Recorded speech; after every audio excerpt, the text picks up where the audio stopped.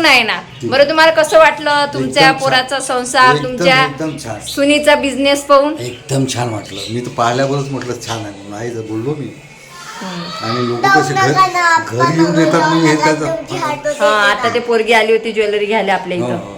स्वरा बिचारी जाताना खूप रडली, कारण 3 महिन्यानंतर ती आली होती. आली तर फक्त 2 दिवसासाठीच आली होती आणि गुरुवारी आली होती, गुरुवार शुक्रवार शनिवार. परंतु रविवारी तिला जायचं होतं, कारण सोमवारची तिची शाळा पडू नये म्हणून. आणि जाताना ती रडत होती आणि त्याचाच आज तुम्हाला व्हिडिओ मी दाखवणार आहे की सासरे आणि स्वरा एकाच दिवशी गेलेली आहे आणि संपूर्ण घर खाली झालेलं होतं. तर स्वागत आहे तुमचं माझ्या चॅनलवर, ज्याचं नाव आहे मोहिनी की दुनिया. कशी आहे तुम्ही? आय होप्स तुम्ही मस्त आणि मजेत असणार आहे.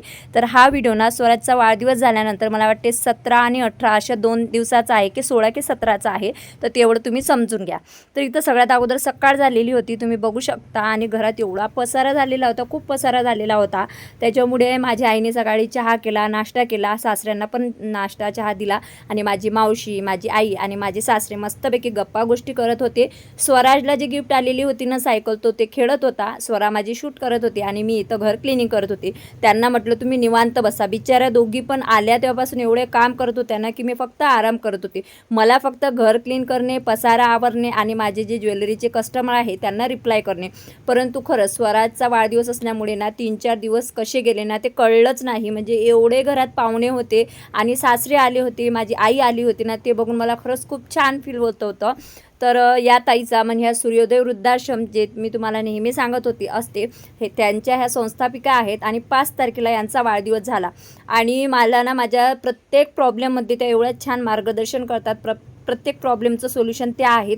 त्याच्यामुळं ना म्हणजे खूप सपोर्टिव्ह आहेत त्या माझ्यासाठी. तर त्यांनी मला हे केलं होतं, म्हणजे खूप सपोर्ट केलेला आहे. तर त्यांच्या वाढदिवसानिमित्त मी त्यांना काहीच गिफ्ट दिलं नव्हतं, म्हणून मी त्यांना खूप सुंदर असं हे माझं जे ज्वेलरी कलेक्शनमधलं आहे स्वामिनी कलेक्शनचं, ते हे मी मंगळसूत्र त्यांना गिफ्ट केलेलं आहे. क्वालिटी तुम्ही बघू शकता किती सुंदर आहे आणि वेअर केल्यानंतर तर एक भारी एक नंबर दिसत होतं. आणि जास्तीत जास्त आता माझं ज्वेलरी कलेक्शन असल्यामुळे मी त्यांना तेच गिफ्ट देत असते. तर आज ना म्हणजे स्वराजचा वाढदिवस झालेला होता आणि दुसरा दिवस होता आणि ताईसोबत आम्ही असं निवांत जेवण पण केलं नव्हतं.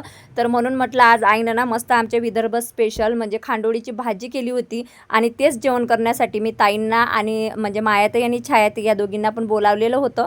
आणि माझ्या सासऱ्यांसाठी पण पावणचार काहीतरी विशेष करायचा होता, स्वरासाठी सुद्धा काहीतरी विशेष करायचं होतं, म्हणून आम्ही हा स्वयंपाक केला होता. तर आमच्या विदर्भाची स्पेशल भाजी केली होती, म्हणजे खांडोळीची भाजी केली होती, डाळ भात केली होती, बासुंदी केली होती, वडे भाजी पापड सगळं केलं होतं. आणि कसं आहे 2-3 दिवस स्वरा आमच्यासोबत राहिली आणि जाताना खरंच तिला खूप म्हणजे खूप असं रडू आवरत नव्हतं. इकडे माझ्या सासऱ्यांना पण माझ्या आईने गरम गरम वाढून दिलं होतं, जे तुम्ही व्हिडिओमध्ये बघतच आहे. आणि त्यांना तर एवढं भारी वाटलं नाही की खूप भारी वाटलं त्यांना की ज्या मुलाचा संसार तोडण्यासाठी सगळ्यांनी प्रयत्न केला तर त्याचा संसार मी टिकून दाखवला, हे त्यांचं वाक्य होतं. बस इथंच मी जिंकलेली आहे की माझे सासरे म्हणतात की माझी सून हे बेस्ट सून आहे, तिने नवरा सोडला नाही तर तिने दुरुस्त करून संसार सुखाचा करून दाखवला. तर आदल्या दिवशी ना मी माझ्या आईला, मावशीला, सगळ्यांना ना स्वामीनारायण मंदिरात घेऊन गेली होती. आणि मला माहीतच नव्हतं की ते स्वामीनारायण मंदिर म्हणजे 7:30पर्यंत चालू असते. तर आज माझे सासरे बोलत होते की मला निघायचं आहे. तर त्यांचे जेवढे कपडे वगैरे होते ना ते मला वॉश करायचे होते. त्याच्यामुळे मी त्यांना बोलले की बाबा आज ऊन आहे, त्याच्यामुळे तुम्हाला तुमचे कोणते कपडे धुवायचे आहे ते मला द्या, मी संध्याकाळपर्यंत वॉश करून देतो. तर ते बोलत होते की मी घरी गेल्यावर वॉश करणार, तू वॉश करू नको. म्हटलं नाही, तुमची ना जी आहे बस ती संध्याकाळची आहे म्हणजे ट्रॅव्हल्स, त्याच्यामुळे तोपर्यंत कपडे सुकून वाळून होतील. तर मी ते घर आवरून घेतलं आणि मला काही ज्वेलरीचे व्हिडिओ शूट करायचे होते. तर पटापट मी साडी वेअर केली आणि इथं माझे ज्वेलरीचं कलेक्शन आहे ते शूट करून घेतलं. प्लस मला साडीचं पण शूट करायचं होतं, तर त्याच्यामुळे ही साडी मी वेअर केली होती. आणि साडी तुम्ही बघू शकता किती सुंदर दिसत होते आणि मिरर वर्क आहे साडीवर आणि सॉफ्ट फॅब्रिक आहे आणि फक्त 799 रुपयाची आहे. आणि मिरर बघा किती सुंदर आहेत ह्या साडीवर. तुम्हाला जर खरेदी करायचं असेल ना तर खाली टॅग प्रोडक्टमध्ये मी हे साडी टॅग करणार आहे, तिथून क्लिक करून तुम्ही खरेदी करू शकता. हॅलो फ्रेंड्स, स्वागत आहे तुमचं या चॅनलवर मोहिनी हजारे. तर भरपूर लोक म्हणतात की ताई तुम्ही यूट्यूबवरच सगळ्यात अगोदर आलेले आहे, त्याच्यामुळं यूट्यूबवर व्हिडिओ टाकणं सोडू नका. पण आम्हाला वेळ भेटत नाही, माझी आई असून सुद्धा मला वेळ भेटत नाही. आई मी दिवसभर काय करतो? व्हिडिओ एडिटिंग, अजून प्रमोशन किती येतात आपल्या इथं? प्रमोशन बापा ते तर पोते न येतात. एवढे प्रमोशन पडलेले आहेत ना तुम्हाला, मी म्हणजे शब्दात मी सांगू शकत नाही तुम्हाला. म्हणजे स्वराजचा वाढदिवस होता ना, तर तेवढं ते सर्व जमा झालेलं आहे. आणि त्याच्यात आपलं ज्वेलरीचं पण खूप छान आपला रिस्पॉन्स आहे. व्हिडिओ टाकला ना की लगेच ऑर्डर सुरू होतात, त्याच्यामुळं मी तो व्हिडिओ पण टाकताना विचार करते, माझं रिकाम पण असलं तेव्हा मी व्हिडिओ टाकते. तर आज स्वरा आणि तिचे आप्पा जाणार आहेत आणि उद्या आईला ऑपरेशनला घेऊन जायचं आहे. तर त्यांचं पण तिकीट बुक केलेलं आहे आणि आता स्वराला पण मला सोडायला जायचं आहे. तर आईनं बघा नातीची तयारी किती केलेली आहे. स्वरा येण्याच्या अगोदरच ना आईने म्हणजे बेसनाचे लाडू, चकली, चिवडा सगळं काही करून ठेवलं होतं. आणि पाहुणे येणार होते त्याच्यामुळे मी ते एक्स्ट्रा करून ठेवलेलं होतं. स्वराला ना ह्या चिकोळ्या म्हणजे शिंगोडे खूप आवडतात, तर ते करून ठेवले होते. आणि स्वराला ना आलू पराठा पण भरपूर आवडते, तर आईला तिच्यासाठी आलू पराठा पण करायचा होता. आणि स्वराज ना इथं मस्का लावत होता त्याच्या आप्पाला की प्लीज आप्पा जाऊ नका ना. परंतु यांना ना खेड्यातल्या वातावरणाची सवय असते, त्याच्यामुळे सिटीत त्यांना जास्त दिवस करमत नाही. तर आप्पा त्याला सांगत होते की बाबा मला यावेळेस जाऊ दे, पुढच्या वेळेस मी जास्त दिवस राहायला येणार.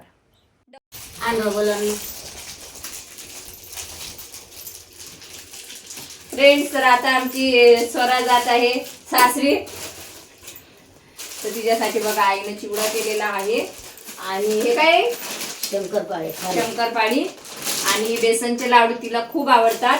आणि प्लस काय हे काय, तर आईने शिंगोळे वगैरे केलेलं होतं. तर मी स्वराला बोलली तू शिंगोळे वगैरे खाऊन घे. स्वराने शिंगोळे खाल्ले, तोपर्यंत मी तिची स्कूलची आणि तिला खायला वगैरे ते जायचं आहे ना ते पॅक करून ठेवलं. त्याच्यानंतर तिने मस्तपैकी आलू पराठे पॅक करून घेतले.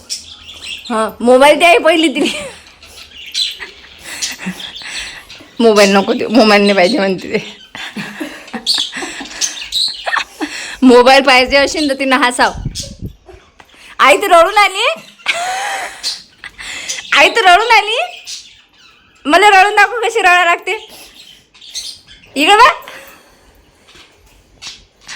ज्याले कोणाला मोबाईल पाहिजे असेल त्यांना रडणं बंद करा.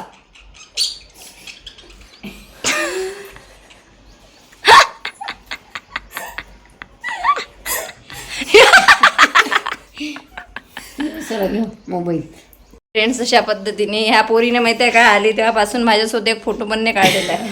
अरे बापरे, काढला जग हे कसं केलं माहित आहे ना, कोण कसं करत होती. आणि एक फोटो पण नाही काढलेला आहे माझा. त्या गोष्टीचं मला लय अत्यंत दुःख झालेलं आहे. फोटो काढला तरी तोंड अशी तशी वाकडं तोंड करते फोटो काढायची. नाही फ्रेंड्स, अजिबात काढलेलं नाही आहे. आणि आता ती जात आहे.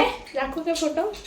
बसता तर चला फ्रेंड्स, आता हिला मी सोडून येते सगळ्यात अगोदर, कारण उद्या सोमवार, उद्याची शाळा, उद्या शाळेचं नुकसान नको व्हायला. ओके, तर चला. तिच्यासोबत तिचे 1-2 फ्रेंड्स पण आलेल्या होत्या म्हणजे पुण्यामध्ये. तर त्यांना पण रिटर्न स्कूलला जायचं होतं, तर त्या येणार होत्या. तर त्यांची वाट बघत आम्ही इथं उभे होतो. आणि अजून एक जे पेरेंट्स आहेत तर ते त्या मुलींसोबत जाणार होत्या, त्याच्यामुळे त्या बोलल्या की तुम्ही नाही आल्या तरी चालेल, मी मुलींना व्यवस्थित घेऊन जातो. तर इथं आम्ही त्यांची वाट बघत होतो, परंतु आम्ही लवकर पोहोचलो, परंतु त्या भरपूर अशा लेट होत्या. त्याच्यामुळे मला स्वरासोबत भरपूर इथं उभं राहावं लागलं. आणि बिचारी रडत होती, ते बघून मला वाईट पण वाटत होतं, परंतु शिक्षणासाठी सर्व काही एक्सेप्ट करावं लागतं. स्वराला मी सोडायला गेली ना तर मला घरी यायला भरपूर असा वेळ झाला. आणि म्हणजे 3-4:30 मला घरी यायला वाजले होते.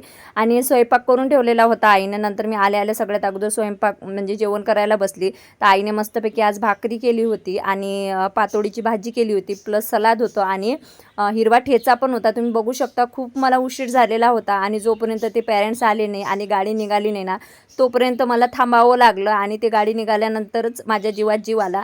आणि जोपर्यंत मी घरी आली, जेवण केलं आणि त्याच्यानंतर मी सासऱ्यांना जेव्हा बसवायला गेली तर तोपर्यंत स्वराच्या स्कूलमधून फोन आला की स्वरा पोचलेली आहे. आणि स्वरा बोलली की मम्मा मला थोडंसं करमत नाही आहे, पण इट्स ओके. तर तुम्हाला असं वाटत असणार तिच्याजवळ मोबाईल आहे, परंतु आता तिचे क्लास हे ऑनलाईन पण जास्त असतात, त्याच्यामुळं अभ्यासासाठी तिला मोबाईल दिलेला आहे. परंतु मोबाईलचा जो ॲक्सेस आहे ना तो पूर्णपणे मी माझ्या मोबाईलमध्ये ठेवलेला आहे, त्याच्यामुळे नाही टेन्शन. आणि तेवढं तर फ्रीडम मुलांना द्यावंच लागते. त्याच्यानंतर आम्ही इथं जेवण करायला बसलेला तुम्ही बघू शकता. आणि नंतर सासऱ्यांना पण चला, आता सकाळी पोरगी गेली, आता माझी सासरेबा जात आहे. आता कधी येणार आहे सांगून जाईल ते तुमचं घराचं उद्घाटन होतं तेव्हा. हां, म्हणजे माझ्या घराचा वास्तू शांती राहणार. आम्ही जेव्हा त्या नवीन घरात जाऊ तेव्हा ते पुन्हा येणार. बरं, तुम्हाला कसं वाटलं तुमच्या पोराचा संसार, तुमच्या एकदम छान, सुनीचा बिझनेस पाहून? एकदम छान वाटलं. मी तर पाहिल्यावरच म्हटलं छान आहे म्हणून. आई जर बोललो मी. आणि लोक कसे घरी येऊन येतात मग हे त्याचं. हां, आता ते पोरगी आली होती ज्वेलरी घ्यायला आपल्या इथं. तर चला, आता मी यांना जाते सोडवायला. सासऱ्यांना मी ट्रॅव्हलची तिकीट बुक करून ठेवली होती आणि त्यांना माझा सुखाचा संसार बघून भरपूर असा आनंद झाला. परंतु कसं आहे, सिटीमध्ये आणि खेड्यातलं वातावरण खूप वेगळं होते, तर त्याच्यामुळे त्यांचे मित्र वगैरे जे काही सगळे आहे ते गावी आहे, इथं काहीही नाही आहे. त्याच्यामुळे 8 ते 10 दिवस ते आरामात राहिले आणि हा व्हिडिओ मी खूप लेट पोस्ट करत आहे. बर्थडेला ते आले तर 4-5 दिवस राहिले आणि नंतर ते गेलेले आहेत.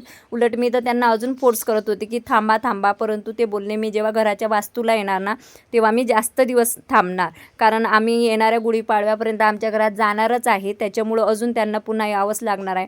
त्याच्यानंतर मस्तपैकी गाडी गेलेली आहे आणि मला खायचा होता भुट्टा गरमागरम, कारण पावसाचं वातावरण होतं म्हणून नवऱ्याने मस्तपैकी माझ्यासाठी भुट्टा घेतलेला आहे आणि तो खाल्ला. त्याच्यानंतर आम्ही घरी प्रस्थान केलेलं आहे आणि घरी आल्यानंतर तुम्हाला खोटं सांगत नाही, अक्षरशः घरात पाय ठेवायची पण इच्छा होत नव्हती.